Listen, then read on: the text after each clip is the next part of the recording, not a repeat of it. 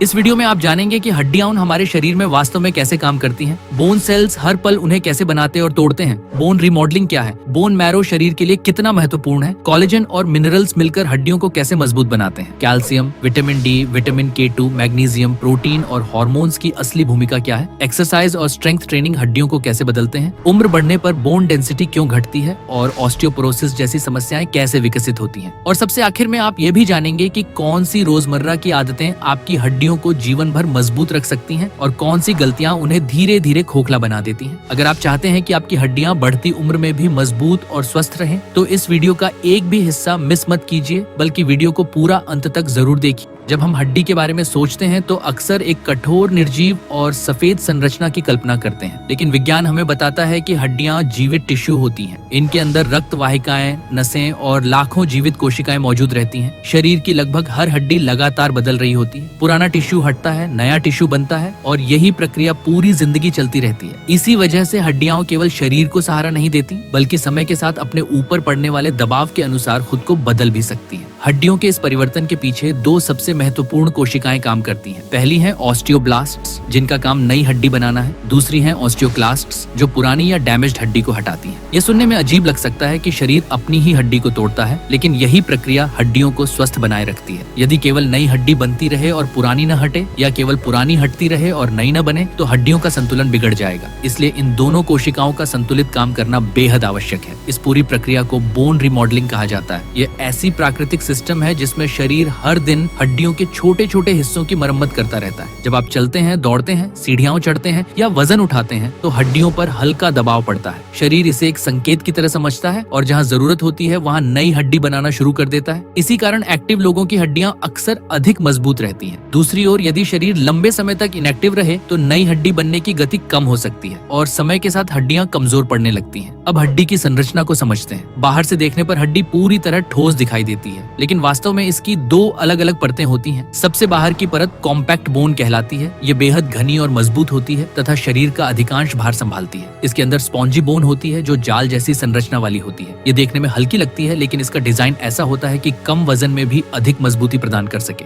यही कारण है कि हड्डियां मजबूत होने के साथ साथ रिलेटिवली हल्की भी रहती हैं। स्पॉन्जी बोन के भीतर बोन मरो यानी अस्थि मज्जा होती है। बहुत से लोग इसे केवल हड्डी का खाली हिस्सा समझते हैं, जबकि वास्तव में यह शरीर की सबसे महत्वपूर्ण जैविक प्रयोगशालाओं में से एक है। यहीं से नई रक्त कोशिकाएं बनती हैं। लाल रक्त कोशिकाएं जो पूरे शरीर तक ऑक्सीजन पहुंचाती हैं, और कई प्रकार की व्हाइट रक्त कोशिकाएं जो संक्रमण से रक्षा करती हैं, इसी बोन मैरो में बनती हैं। इसका मतलब है कि हड्डियां केवल शरीर को सहारा ही नहीं देती, बल्कि रक्त निर्माण और प्रतिरक्षा प्रणाली में भी महत्वपूर्ण भूमिका निभाती हैं। अब सवाल आता है कि हड्डियां इतनी मजबूत क्यों होती हैं? इसका उत्तर केवल कैल्शियम नहीं है। हड्डियों का आधार एक मजबूत कोलेजन फ्रेमवर्क होता है। कोलेजन उन्हें लचीलापन देता है ताकि हल्के झटकों में वे आसानी से न टूटें। इसके ऊपर कैल्शियम और फास्फोरस जैसे खनिज जमा होकर हड्डियों को कठोर बनाते हैं। यदि केवल खनिज हो और कोलेजन न हो तो हड्डियां कांच की तरह भंगुर हो जाएंगी, और यदि केवल कोलेजन हो तो वे बहुत नरम रहेंगी। मजबूत हड्डी के लिए दोनों का संतुलन आवश्यक है। यही कारण है कि हड्डी केवल एक खनिज का ढेर नहीं है। ये एक जीवित संरचना है जिसमें प्रोटीन, खनिज, कोशिकाएं और रक्त आपस में मिलकर काम करते हैं। जब इनमें से किसी एक हिस्से का संतुलन बिगड़ता है तो पूरी हड्डी की गुणवत्ता प्रभावित होने लगती है। अब बात करते हैं हड्डियों के विकास की। जन्म के समय शरीर की अधिकांश हड्डियां पूरी तरह विकसित नहीं होती। बचपन और किशोरावस्था में हड्डियों के सिरों पर मौजूद ग्रोथ प्लेट्स नई हड्डी बनाती रहती हैं। इसी प्रक्रिया से शरीर की लंबाई बढ़ती है। जैसे जैसे उम्र बढ़ती है, ये ग्रोथ प्लेट्स धीरे धीरे बंद हो जाती हैं और लंबाई बढ़ना रुक जाता है। लेकिन इसका मतलब यह नहीं कि हड्डियों का विकास समाप्त हो गया। लंबाई भले ही न बढ़े, पर हड्डियों की गुणवत्ता और मजबूती कई वर्षों तक बदलती रहती है। यही वजह है कि बचपन और युवावस्था का समय हड्डियों के लिए सबसे महत्वपूर्ण माना जाता है। इसी दौरान शरीर भविष्य के लिए अधिकतम बोन मास जमा करता है। यदि इस समय पर्याप्त पोषण, शारीरिक गतिविधि और धूप न मिले तो आगे चलकर हड्डियों के कमजोर होने का जोखिम बढ़ सकता है। लेकिन केवल ये जान लेना कि हड्डियां कैसे बनती हैं पर्याप्त नहीं है। सबसे बड़ा सवाल यह है कि शरीर उन तक सही पोषण पहुंचाता कैसे है। सबसे पहले बात कैल्शियम की। शरीर में मौजूद लगभग 99% कैल्शियम हड्डियों और दांतों में जमा रहता है, लेकिन ये कैल्शियम हमेशा स्थिर नहीं रहता। जब शरीर को रक्त में कैल्शियम की आवश्यकता होती है तो वह हड्डियों में जमा कैल्शियम का उपयोग करने लगता है। इसलिए हड्डियां केवल शरीर का ढांचा नहीं बल्कि कैल्शियम का सबसे बड़ा भंडार भी है। लेकिन कैल्शियम अकेले काम नहीं करता। विटामिन डी आंतों से कैल्शियम को अवशोषित करने में मदद करता है। यदि विटामिन डी की कमी हो तो पर्याप्त कैल्शियम खाने के बाद भी उसका बड़ा हिस्सा शरीर से बाहर निकल सकता है। इसलिए धूप और विटामिन डी हड्डियों के लिए उतने ही आवश्यक है जितना कैल्शियम। इसके बाद आता है विटामिन K2। इसका काम कैल्शियम को सही जगह यानी हड्डियों तक पहुंचाने में मदद करना है। यह उन प्रोटीनों को एक्टिव करता है जो कैल्शियम को हड्डियों में जमा करने की प्रक्रिया में शामिल होते हैं। यही कारण है कि केवल कैल्शियम लेना पर्याप्त नहीं माना जाता, शरीर को उसे सही दिशा में उपयोग करना भी आना चाहिए। मैग्नीशियम भी उतना ही महत्वपूर्ण है। ये विटामिन डी को उसके एक्टिव रूप में बदलने और हड्डियों के सामान्य मेटाबॉलिज्म में योगदान देता है। यदि मैग्नीशियम कम हो तो हड्डियों की मजबूती प्रभावित हो सकती है। इसी तरह फास्फोरस कैल्शियम के साथ मिलकर हड्डियों की खनिज संरचना बनाता है। दोनों का संतुलन मजबूत हड्डियों के लिए आवश्यक है। अब बात करते हैं प्रोटीन की। बहुत से लोग सोचते हैं कि प्रोटीन केवल मांसपेशियों के लिए जरूरी है, लेकिन हड्डियों का कोलेजन ढांचा भी प्रोटीन से बनता है। यदि पर्याप्त प्रोटीन न मिले तो नई हड्डी बनने की प्रक्रिया भी प्रभावित हो सकती है। इसलिए मजबूत हड्डियों के लिए केवल खनिज ही नहीं बल्कि पर्याप्त प्रोटीन भी आवश्यक है। अब समझते हैं कि इस पूरी प्रक्रिया को नियंत्रित कौन करता है। शरीर में कई हार्मोन हड्डियों के स्वास्थ्य पर गहरा प्रभाव डालते हैं। पैराथायरॉइड हार्मोन रक्त में कैल्शियम का स्तर नियंत्रित करने में मदद करता है। जब रक्त में कैल्शियम कम होता है तो ये शरीर को हड्डियों से कैल्शियम निकालने का संकेत दे सकता है। दूसरी ओर कैल्सिटोनिन हड्डियों में कैल्शियम जमा रहने की प्रक्रिया का समर्थन करता है। इन दोनों के बीच संतुलन बहुत महत्वपूर्ण होता है। बचपन और किशोरावस्था में ग्रोथ हार्मोन नई हड्डियों के विकास को बढ़ावा देता है। युवावस्था और एडल्ट जीवन में एस्ट्रोजन और टेस्टोस्टेरोन हड्डियों की घनता बनाए रखने में महत्वपूर्ण भूमिका निभाते हैं। विशेष रूप से महिलाओं में मेनोपॉज के बाद एस्ट्रोजन का स्तर तेजी से घटता है, जिससे बोन लॉस की गति बढ़ सकती है। पुरुषों में ये प्रक्रिया सामान्यतः धीरे धीरे होती है, लेकिन शरीर केवल भोजन से नहीं बल्कि गतिविधि से भी हड्डियों को मजबूत बनाता है। जब आप नियमित रूप से चलते हैं, सीढ़ियां चढ़ते हैं या स्ट्रेंथ ट्रेनिंग करते हैं तो हड्डियों पर नियंत्रित यांत्रिक दबाव पड़ता है। बोन सेल्स इस दबाव को एक संकेत की तरह पहचानती हैं और जहां आवश्यकता होती है वहां नई हड्डी बनाने की प्रक्रिया को एक्टिव करती है। यही कारण है कि लंबे समय तक बिस्तर पर रहने वाले लोगों या बिल्कुल इनएक्टिव लाइफस्टाइल अपनाने वालों में बोन डेंसिटी कम होने का खतरा बढ़ सकता है। उम्र बढ़ने के साथ शरीर में नई हड्डी बनने की गति धीरे धीरे कम हो सकती है, जबकि पुरानी हड्डी हटने की प्रक्रिया जारी रहती है। यदि यह असंतुलन बढ़ जाए तो पहले ऑस्टियोपेनिया और बाद में ऑस्टियोपोरोसिस जैसी स्थितियां विकसित हो सकती हैं। ऐसे में हड्डियां बाहर से सामान्य दिख सकती हैं, लेकिन अंदर से उनकी डेंसिटी कम हो जाती है और मामूली गिरावट भी फ्रैक्चर का कारण बन सकती है।